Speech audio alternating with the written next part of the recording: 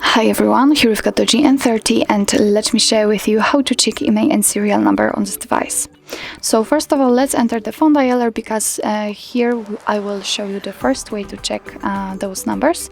All you have to do is simply enter the code, which is *#06#. And as you can see by this code, we are provided with both IMEI numbers of this device.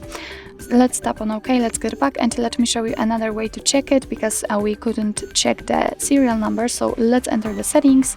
Here we have to scroll down to the very bottom and tap on About Phone.